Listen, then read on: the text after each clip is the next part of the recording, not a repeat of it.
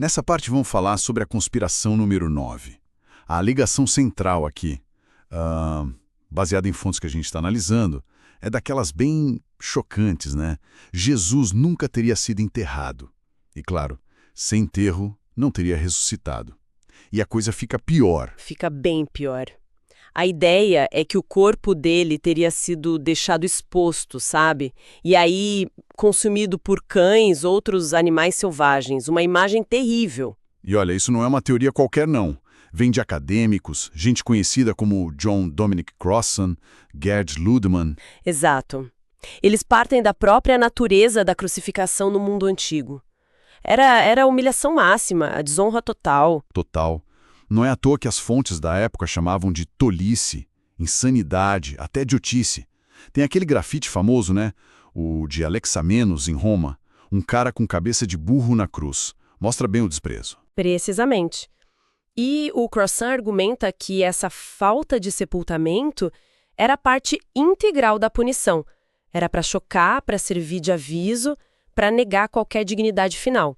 Ele vai buscar isso em fontes literárias romanas. Suetônio, por exemplo, fala que os pássaros carniceiros cuidarão do sepultamento. Nossa. Juvenal descreve abutres indo para as cruzes. E tem até um epítafio do século II falando de um corpo pendurado para o benefício de feras e pássaros. A mensagem era bem clara.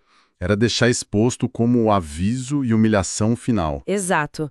Negar o respeito, apagar a pessoa. E além dessas fontes escritas, o Crossan usa muito um argumento arqueológico. Ou melhor, a falta de evidência arqueológica, né? Sim, esse é um ponto forte dele. Eles, olha, crucificaram dezenas, talvez centenas de milhares de pessoas. E o que a gente encontrou até hoje, os restos de uma pessoa. Um osso do calcanhar com um cravo atravessado. De um homem chamado João Yehohanan, num túmulo judaico perto de Jerusalém. Só um. E aí vem a conclusão dele, né? Se a gente quase não acha os ossos, então o normal não era enterrar. Exato. O padrão seria deixar os corpos lá.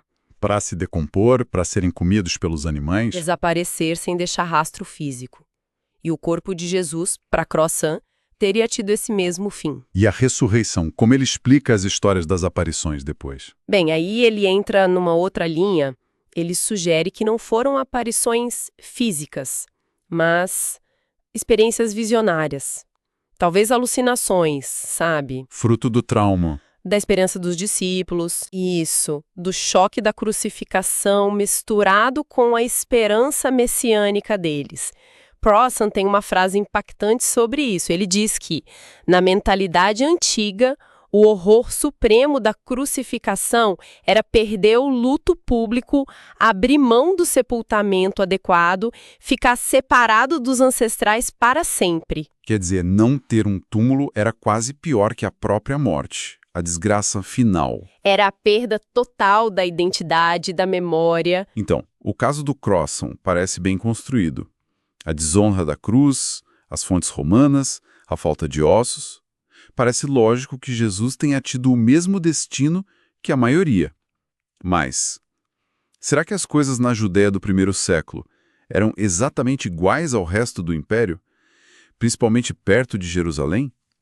O livro que a gente está vendo levanta umas pistas que complicam isso, né? Sim, o contexto local é tudo aqui.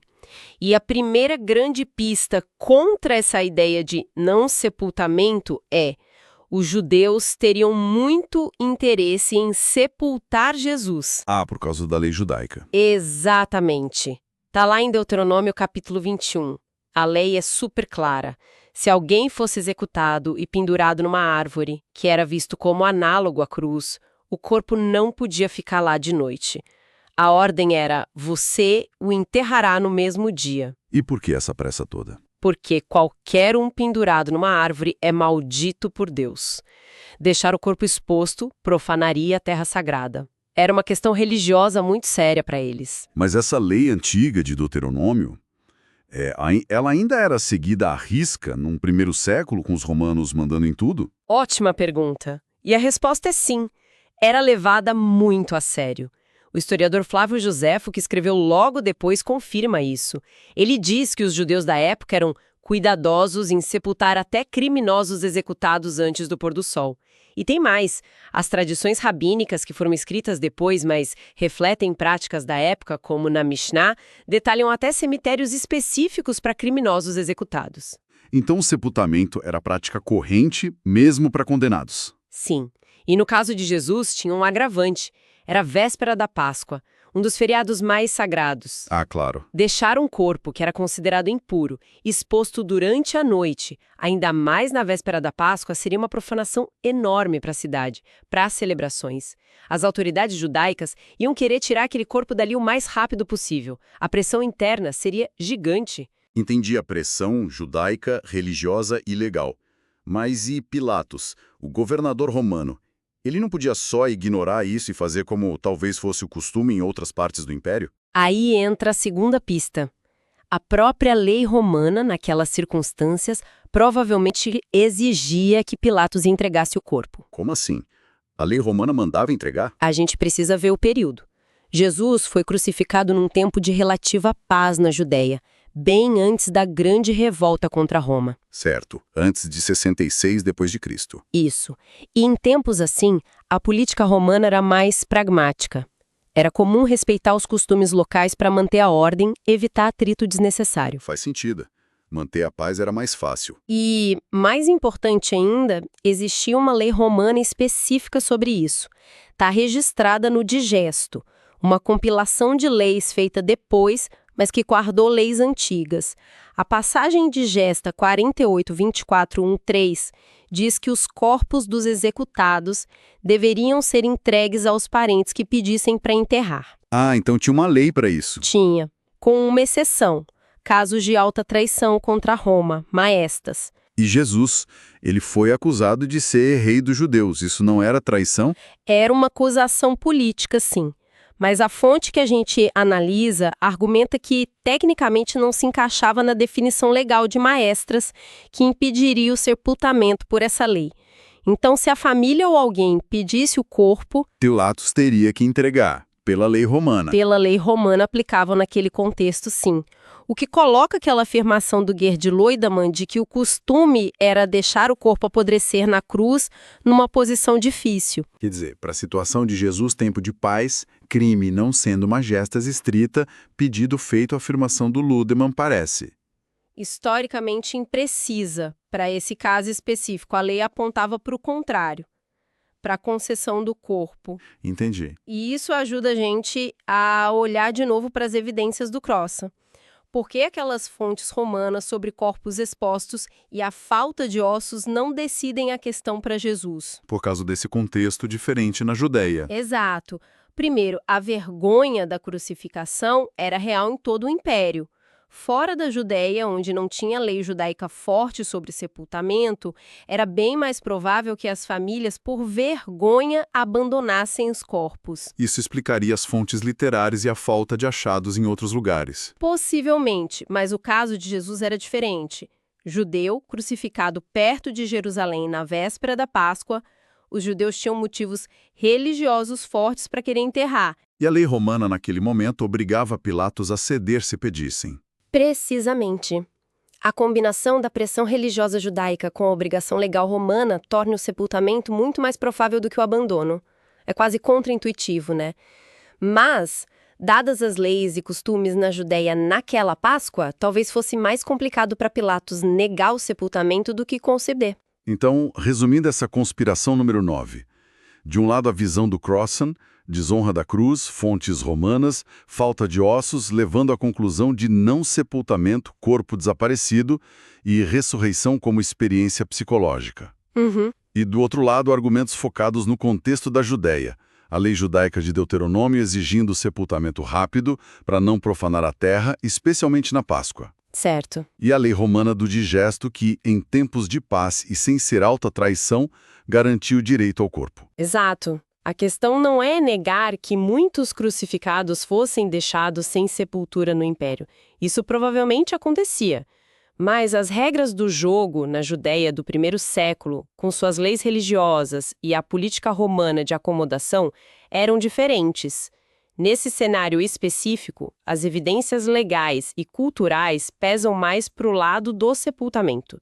A tal conspiração carniceira, embora toque em pontos reais do mundo romano, parece não se aplicar tão bem quando a gente olha os detalhes do caso de Jesus em Jerusalém. Uma análise fascinante, que mostra como o contexto específico, as leis locais, os costumes religiosos podem mudar completamente a interpretação dos fatos. Na próxima parte, vamos continuar essa análise do livro, mergulhando na conspiração número 10. Nessa última parte, vamos falar sobre a conspiração número 10. A ideia central aqui é bem interessante, quase um nó filosófico, né? A conspiração sugere que a história, assim como disciplina, ela só consegue lidar com eventos que a gente considera prováveis, dentro do nosso entendimento normal, né? De causa e efeito. E como um milagre, tipo a ressurreição de Jesus, seria, por definição, algo altamente improvável, ela simplesmente não poderia ser aceita como um evento histórico. Isso independentemente das evidências que possam existir, sabe? Sim. É como se a evidência fosse desqualificada logo de cara, na linha de partida, antes mesmo da análise. Tudo por causa dessa regra filosófica sobre o que a história pode ou não pode aceitar. Ok, vamos embrulhar isso. Exato. E a base filosófica para essa visão, que a fonte que a gente está analisando explora, é a ideia de que a investigação histórica moderna ela deveria operar dentro de um quadro que é essencialmente naturalista ou científico, né? Certo. Onde certos tipos de eventos, como alguém voltar dos mortos, são considerados impossíveis a priori. Quer dizer, antes mesmo de você olhar para qualquer evidência específica. A fonte até menciona historiadores como um tal de James Tabor, que exemplificam bem essa linha de pensamento. Ele argumentaria, por exemplo, que mesmo se você fosse confrontado com a evidência de um túmulo vazio, Sim. a única conclusão histórica aceitável seria que o corpo foi movido. Por meios naturais, claro. Talvez roubado, escondido. Qualquer coisa menos. Qualquer coisa menos a ressurreição. Para essa perspectiva, a ressurreição está fora do campo do que é historicamente admissível, sabe? Por mais que alguma evidência pareça apontar para ela. O que é fascinante aqui é essa barreira prévia. Mas essa abordagem não parece um pouco, sei lá, limitadora? Quer dizer, ela não corre o risco de acabar impondo uma visão de mundo sobre os dados históricos em vez de deixar os dados falarem por si? Exatamente, porque a consequência direta, e a fonte aponta isso, né, é que evidências que muitos estudiosos, até alguns bem céticos sobre milagres, como Bart Ehrman, por exemplo... Sim, ele reconhece alguns pontos. Pois é, eles reconhecem como fortes, tipo o fato de o túmulo de Jesus ter sido encontrado vazio logo depois da morte dele, ou os relatos super persistentes de aparições para os seguidores. Tudo isso acaba sendo considerado irrelevante para a conclusão final da investigação histórica. É aqui que fica realmente interessante. Tudo porque essa regra inicial sobre probabilidade já filtrou a possibilidade da ressurreição antes mesmo de começar a análise séria. É exatamente essa a crítica que o nosso material de origem levanta. A fonte propõe um contraponto direto a essa premissa que limita, né? Não é que se deva abandonar o rigor histórico, longe disso. Claro. Mas é questionar se essa regra filosófica específica, essa de que eventos muito improváveis ou milagrosos são automaticamente não históricos, se ela se justifica sempre. Isso levanta uma questão importante. Qual seria a alternativa, então? A sugestão é adotar o que a fonte chama de um cânone alternativo para a pesquisa histórica. Basicamente, seguir a melhor evidência disponível, para onde quer que ela aponte, sem impor exclusões a priori, sabe? Sem decidir de antemão o que é possível ou impossível com base em pressupostos filosóficos que talvez não se apliquem a todas as situações. Entendi. A ideia é, analisa a evidência primeiro e só depois tira as conclusões, mesmo que elas desafiem nossas expectativas do que é normal ou provável. Então a proposta é não decida o resultado do jogo antes mesmo de olhar as cartas que estão na mesa. Faz sentido. E quais seriam essas cartas? Quais as evidências que a fonte apresenta como resposta a essa conspiração, argumentando que elas, sim, apontam para a ressurreição? Bom, a fonte detalha um conjunto bem robusto de evidências. O primeiro pilar que ela menciona é o testemunho múltiplo e independente. O material até faz referência a um tipo de guia rápido, sabe? Que lista 5 linhas de testemunhos independentes que apontam para essa crença bem primitiva na ressurreição. 5? Quais são? Olha só. Primeiro, o credo de 1 Coríntios 15, versículos 3 a 7. Isso é super crucial porque muitos acadêmicos, mesmo os céticos, concordam que ali Paulo está citando um credo cristão extremamente antigo. Provavelmente já circulava pouquíssimos anos depois da crucificação, talvez ali na década de 30 DC. Nossa, muito cedo. Muito cedo, e ele contém uma lista de testemunhas das aparições de Jesus ressuscitado. Segundo, o relato do túmulo vazio e das aparições em Marcos 16, versículos 1 a 8. Esse é considerado pela maioria dos estudiosos como a narrativa mais antiga do Evangelho sobre isso. Ok. Terceiro, a tradição que a gente encontra em João 20, versículos 1 a 18, descreve a descoberta do túmulo vazio e as aparições de um jeito diferente de Marcos, o que sugere uma linha independente de informação, sabe? Outra fonte. Exato. Quarto, os discursos primitivos que estão em Atos dos Apóstolos, como aquele de Pedro em Atos 2, ali eles proclamam a ressurreição como um evento central e recente, refletindo a pregação inicial da igreja lá em Jerusalém. Certo. E quinto, que é bem curioso, a fonte menciona até o Evangelho de Pedro. É um texto não canônico, mas é antigo, provavelmente do século II, e ele também narra a ressurreição. Isso mostra que essa crença não estava restrita só aos textos que depois entraram no Novo Testamento. 5 fontes diferentes, algumas delas datando de pouquíssimo tempo depois dos eventos. Isso é bem significativo, né? E o que essas fontes, apesar de serem independentes, o que elas têm em comum? Qual o ponto de convergência? Olha, o ponto-chave, segundo a fonte, é justamente a convergência no conteúdo essencial. Apesar de ter variações nos detalhes, o que é até esperado, né, de testemunhos independentes, todas essas linhas de evidência concordam num núcleo factual. Que seria? Que Jesus de Nazaré foi crucificado e morreu, que ele foi sepultado num túmulo, que pouco tempo depois, e o terceiro dia é uma marca constante, esse túmulo foi encontrado vazio, e que depois disso, vários dos seguidores dele, individualmente e em grupos, tiveram experiências que eles interpretaram como aparições de Jesus vivo de novo. Essa concordância fundamental entre fontes distintas é um argumento histórico considerado forte. Entendi. Além dessa multiplicidade de fontes, a fonte destaca outro argumento que parece assim bem específico e até contraintuitivo, o tal do critério do constrangimento. Você pode explicar um pouco melhor como ele se aplica nesse caso? Claro. O critério do constrangimento é uma ferramenta que os historiadores usam para avaliar a probabilidade de um relato ser autêntico, ser real. A lógica é a seguinte: se um relato contém detalhes que seriam embaraçosos ou desfavoráveis ou até contraproducentes para os autores ou para a comunidade que preservou aquele relato, Sim. é menos provável que esses detalhes tenham sido simplesmente inventados. Ninguém inventa algo que o prejudica, né? Faz sentido. E no caso da ressurreição? No caso da ressurreição, a fonte aponta que os relatos mais antigos, como o de Marcos, e também o credo que Paulo cita indiretamente ao mencionar as aparições, eles destacam mulheres, especificamente Maria Madalena e outras mulheres como as primeiras testemunhas da ressurreição. As primeiras a encontrar o túmulo vazio e, em algumas narrativas, as primeiras a ver Jesus ressuscitado. E por que isso seria constrangedor? Qual o problema? O problema é o contexto cultural da época. No ambiente judaico e greco-romano do primeiro século, o testemunho de mulheres, especialmente em assuntos públicos ou legais importantes, era frequentemente considerado de pouco ou nenhum valor. Sério? Sim. A fonte até cita o historiador judeu Flávio Joséfo, que era contemporâneo dos eventos.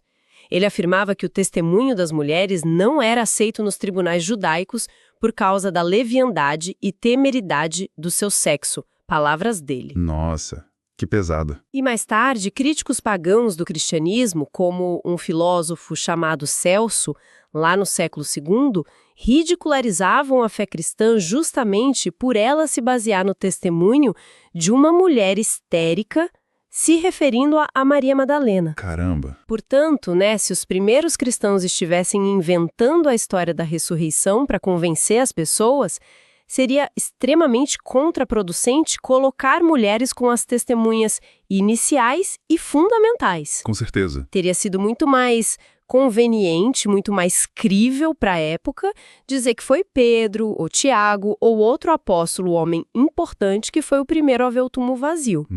O fato de os relatos insistirem nas mulheres sugere que eles estão registrando o que realmente se acreditava ter acontecido, mesmo que isso fosse socialmente embaraçoso ou difícil defender. Entendi. É como você disse, não inventaríamos algo que nos prejudica. Muito interessante esse ponto. Além desses testemunhos múltiplos e o constrangimento, como a fonte contextualiza a força geral dessas evidências? Tem mais alguma coisa? Tem sim. Há 2 fatores contextuais importantes que a fonte ressalta para dar peso a essas evidências. Primeiro, a proximidade temporal. Como eu mencionei sobre o credo de 1 Coríntios 15 e o Evangelho de Marcos. Sim, você falou que eram bem antigos. Exato. Essas tradições sobre o túmulo vazio e as aparições surgiram e foram registradas muito cedo. Provavelmente ali nas décadas de 30 a 60 depois de Cristo. Isso é crucial porque muitas testemunhas oculares dos eventos, tanto amigos quanto inimigos de Jesus, ainda estavam vivas em Jerusalém e na Galileia. Então as pessoas poderiam confirmar ou negar, né? Justamente. Isso significa que essas afirmações não eram lendas que surgiram séculos depois em terras distantes. Elas foram feitas no local e na época onde podiam ser investigadas e potencialmente refutadas por pessoas que viveram os acontecimentos. A capacidade de contestação era alta. Faz todo sentido. Qual o segundo fator contextual? O segundo é a transformação radical e, principalmente, a disposição ao martírio dos primeiros seguidores, especialmente dos apóstolos. A fonte argumenta que os evangelhos e o livro de Atos retratam os discípulos como medrosos, confusos, totalmente desanimados depois da crucificação de Jesus. Sim, eles se esconderam, duvidaram. Exato. No entanto, poucas semanas depois, essas mesmas pessoas aparecem como pregadores super ousados, proclamando publicamente em Jerusalém que era o centro do poder que tinha condenado Jesus, que ele tinha ressuscitado dos mortos. É uma mudança de 180 graus. Uma transformação muito rápida. E mais, as tradições históricas da igreja primitiva, que são corroboradas por algumas fontes externas também, indicam que muitos deles, como Pedro, Paulo e até Tiago, o irmão de Jesus... Que nem era seguidor antes, né? Exato. Tiago inicialmente nem era seguidor durante o ministério de Jesus. Todos eles enfrentaram perseguição, prisão, tortura e, finalmente, execuções violentas por se recusarem a alegar a mensagem sobre a ressurreição. Mas aí entra aquela questão clássica, né? As pessoas não morrem por ideias falsas o tempo todo. Quer dizer, pessoas se tornam mártires por diversas causas, mesmo que estejam enganadas sobre a verdade daquilo. Qual a diferença aqui, segundo o argumento da fonte? Crucial que a fonte faz questão de abordar. Sim, é verdade, pessoas podem morrer sinceramente por uma crença que é falsa, mas que elas acreditam ser verdadeira. Mártires religiosos, mártires políticos ao longo da história são exemplos disso. Certo. A questão aqui é diferente. Se a ressurreição fosse uma invenção, por exemplo, se os discípulos tivessem roubado o corpo de Jesus do túmulo e inventado toda a história das aparições... Eles saberiam que era mentira. Exatamente, eles saberiam que era uma mentira.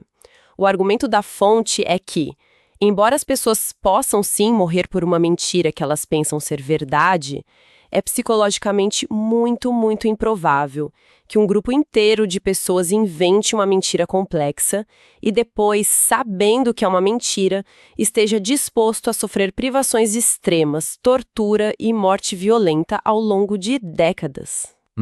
Sem que nenhum deles jamais confessasse a farsa, nem mesmo sob coação, nem para salvar a própria vida. A disposição deles de morrer especificamente pela afirmação "nós vimos Jesus ressuscitado", Se conectarmos isso ao quadro geral, isso sugere uma convicção muito profunda, baseada em algo que eles genuinamente acreditavam ter experienciado, não em algo que eles inventaram conscientemente. Ok, entendi o argumento. A fonte apresenta essas evidências como fortes. Testemunhas múltiplas e antigas, o detalhe constrangedor das mulheres, a proximidade dos eventos, a transformação radical dos discípulos dispostos a morrer pelo que afirmavam ter visto. Mas, quem é cético ainda poderia levantar outras hipóteses, certo? Como a fonte lida com as explicações alternativas mais comuns para esses fatos?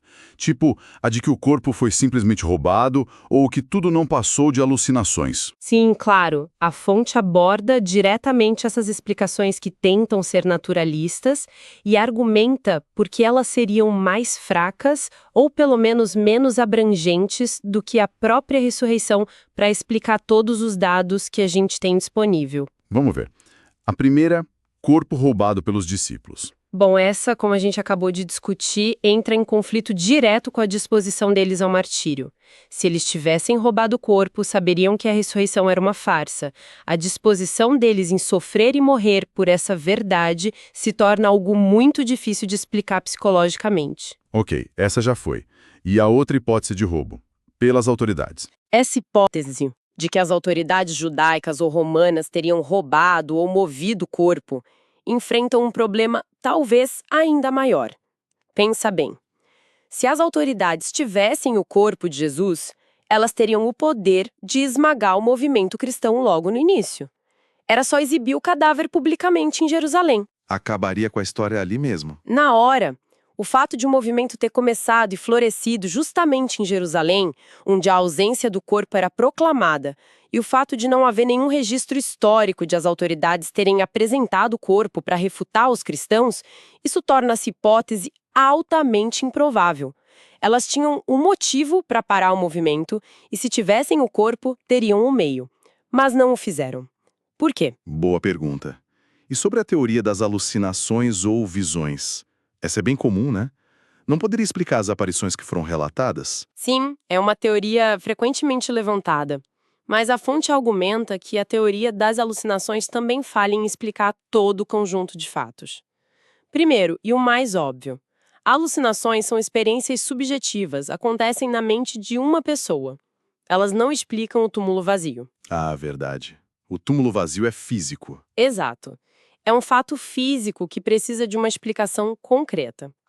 Segundo, as aparições que são relatadas nas fontes primitivas, elas não se encaixam muito bem no perfil típico de alucinações. Como assim? Elas teriam ocorrido com indivíduos diferentes, Pedro, Maria Madalena, Tiago, em momentos e locais diferentes.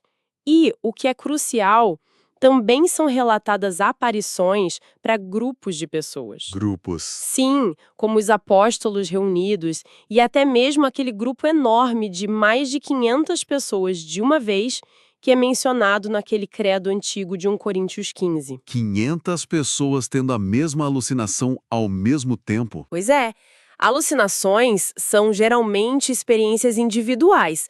A ocorrência de alucinações coletivas idênticas experimentadas simultaneamente por um grande número de pessoas diferentes em ocasiões variadas, isso é um fenômeno psicologicamente considerado extremamente raro, se não impossível. Entendi. E não explicaria a variedade e a natureza física de algumas aparições descritas, como comer junto, ser tocado. Além disso, geralmente alucinações ocorrem com pessoas que esperam ou desejam intensamente ver o falecido. Mas os relatos sugerem que os discípulos estavam inicialmente céticos, desanimados, não esperando uma ressurreição. O estado mental deles não era propício para esse tipo de alucinação em massa. Então, depois de analisar as evidências apresentadas e considerar essas explicações alternativas, qual é a conclusão a que a fonte chega sobre essa conspiração número 10? Ela é válida ou não? A conclusão da análise apresentada na fonte é que, quando você considera a convergência de todas essas linhas de evidência, o túmulo vazio atestado cedo, as múltiplas aparições corroboradas por fontes independentes e antigas, a natureza constrangedora de algumas dessas evidências, como as mulheres testemunhas, a transformação radical e a disposição ao martírio dos discípulos, e a insuficiência das explicações naturalistas alternativas para dar conta de todos esses fatos, de forma coerente e robusta, a ressurreição de Jesus emerge não apenas como uma possibilidade teórica, mas como a explicação historicamente mais provável para o conjunto dos dados registrados. Mais provável, mesmo sendo um milagre. Exatamente. E aqui está a grande sacada, o desafio direto à premissa da conspiração número 10. A fonte argumenta que, neste caso específico, a força e a natureza da evidência histórica disponível são tais que elas subvertem a própria noção de que o improvável, o milagre, não pode ser histórico. Ah, interessante. Em vez de descartar a ressurreição a priori por ser improvável, a análise da fonte sugere que a evidência torna a ressurreição a explicação mais provável para os fatos que a gente tem. É um convite a não deixar que um pressuposto filosófico sobre o que é normal ou provável impeça uma avaliação honesta e aberta da evidência histórica, mesmo quando essa evidência aponta para algo extraordinário. Então, o que tudo isso significa? A questão passa a ser: a evidência é forte o suficiente para superar a improbabilidade inicial do evento? A fonte argumenta que sim. Isso leva a uma reflexão final bem profunda que a fonte propõe, né? A ideia não é só discutir um evento histórico isolado, mas considerar a possibilidade de que a verdade última não seja apenas um conjunto de proposições ou conceitos, mas uma pessoa, Jesus, que, segundo essa visão, enfrentou e venceu a própria morte. A fonte até menciona brevemente como um eco cultural interessante dessa crença fundamental, uma recitação tradicional do povo Maasai, lá na África Oriental. Eles têm uma tradição oral que fala da morte de Jesus, do sepultamento dele num túmulo que não foi profanado por hienas. Que interessante esse detalhe. Sim, um detalhe de grande significado cultural para eles, indicando proteção divina. E depois fala da ressurreição e da ascensão dele. É fascinante ver como essa narrativa central ecoa em culturas tão diversas. Realmente. E o pensamento final que a gente tira da fonte, é este. O túmulo vazio, se a evidência for aceita, não foi o fim da história de Jesus, mas o começo de algo radicalmente novo. Foi a morte sendo, de alguma forma, transformada em vida. Isso deixa uma provocação para quem nos ouve refletir. Se a evidência histórica, analisada sem filtros filosóficos prévios, aponta para algo que desafia profundamente nossas noções do que é normal ou provável, até que ponto estamos dispostos a seguir essa evidência e considerar suas implicações? Bom, queremos agradecer imensamente pela companhia nesta exploração das evidências e argumentos em torno da conspiração número 10. Foi uma conversa intensa. Foi de fato uma análise densa, mas que sublinha a importância de abordarmos questões históricas complexas com rigor e mente aberta, né? Dispostos a examinar as evidências e seguir para onde elas apontam, mesmo que o destino final desafie nossas expectativas ou nossos preconceitos. Queremos agradecer muito a quem nos acompanhou até aqui. Obrigado pela interação, por compartilhar nosso trabalho. Se você gostou dessa análise, não deixe de se inscrever no canal Arqueobook, tanto aqui no YouTube quanto no Telegram, para mais conteúdo como este.